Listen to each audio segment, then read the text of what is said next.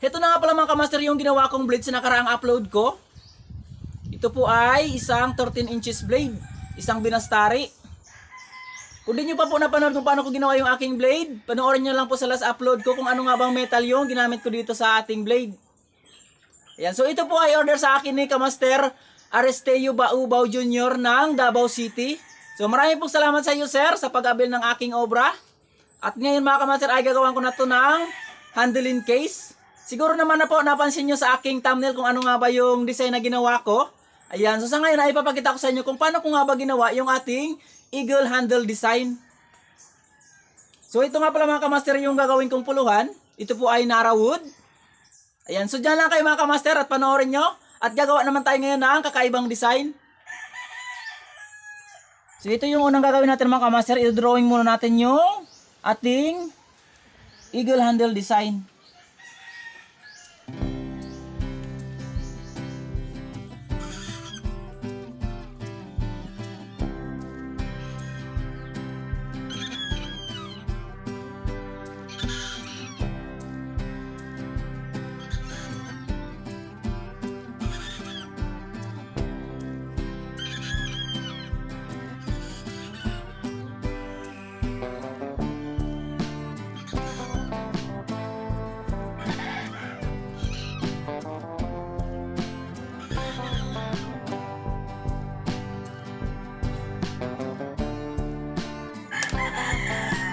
So ito mga kamaster yung gagawin nating design. So hindi masyadong makita. Ayan. So ngayon ay ipoporma po natin siya.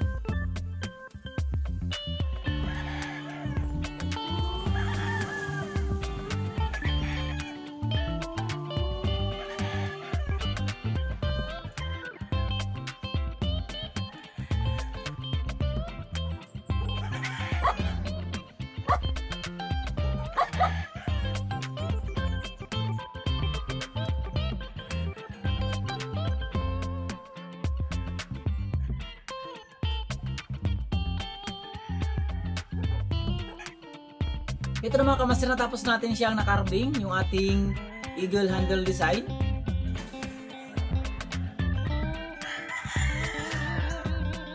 Ang susunod natin gagawin mga kamaster ay ilalagay natin dito yung blade. Ayan, binutasan ko na siya mga kamaster bago natin linagyan dito na mga parang balahibo. Ayan, so may butas na po siya mga kamaster. Sa ngayon ay ikakabit na po natin yung blade dito sa kanyang puluhan. So sinukat ko na to dito mga kamaster. Ayan. Ayan na po yung magiging forma po niya pag naikabit na po natin itong blade dito sa puluhan. So ayan mga kamaster, panoorin nyo at ikakabit na natin itong blade dito sa puluhan gamit yung epoxy. Ayan, so imimix lang natin ito mga kamaster, itong epoxy na to.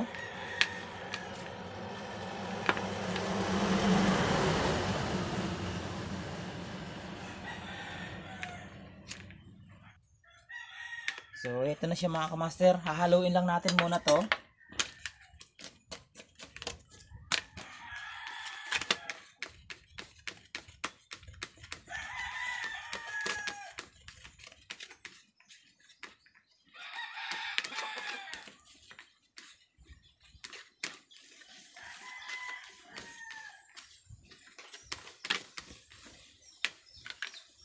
So ito na siya mga kamaster, natapos natin siyang na-mix. Ngayon ay ipapasok natin dito sa butas.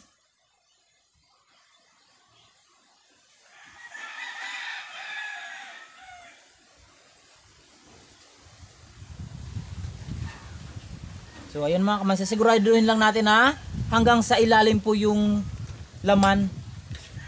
Hanggang sa pinakasulok po mga kamaster, sa pinakadulo ng butas ay dapat malagyan ng epoxy para matibay.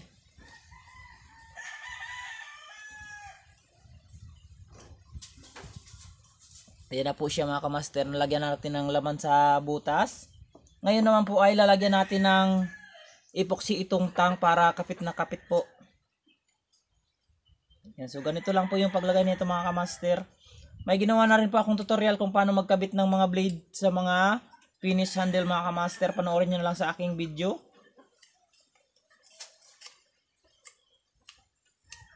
Yan, so ganyan lang po kadali magkabit mga kamaster ng mga blade sa puluhan. Pag mga ganitong pamamaraan po yung inyong gagawin. So napakarami pong paraan ng paggawa ng puluhan or pagkabit ng mga blade sa puluhan. So ito yung isa sa mga ginagawa ko mga kamaster. Ito yung isa sa mga paraan ko kung paano magkabit ng blade sa puluhan, lalo na po yung mga finish handle na po. Yan, so ganyan lang po mga kamaster. Napakadali lang po nito. Ayan.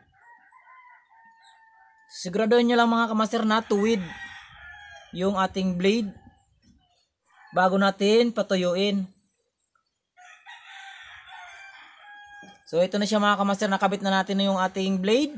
Antayin lang po natin siyang matuyo at mamaya ay babarnisan na po natin to. At lilihahin pa natin tong ating puluhan. So antayin nyo lang po mga kamaster at patutuyuin lang muna natin tong ating blade or yung ating linagay na epoxy. So habang hinahantay natin matuyo itong linagay kong epoxy mga kamaster, isang mabilis ang shoutout muna sa kamaster natin na si Kamaster Rani Paloyo, yung primuhon kong gwapuhon dyan sa Caloocan. Ayan, shoutout po sa'yo kamaster, at sa kamaster natin na walang sawang sumusuporta at lagi nanonood ng aking mga video na si Kamaster Jerry Luberesa. Ayan, shoutout po sa iyo kamaster.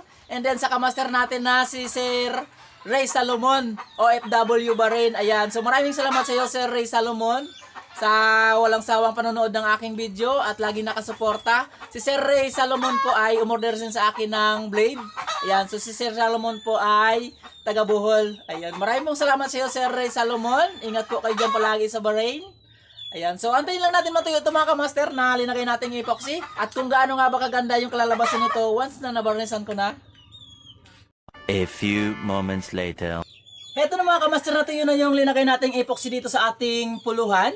At nalagyan ko na rin po siya ng varnish. Ito na po yung kinalabasan ng ating eagle handle design.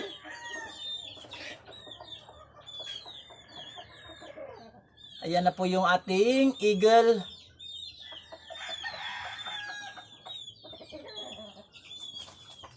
At nagawan ko na rin po siya ng scabbard mga kamaster. Ayan, so pasensya na po, hindi ko na sa inyo napakita kung paano ko ginawa yung ating scabbard. Ito na po yung design niya.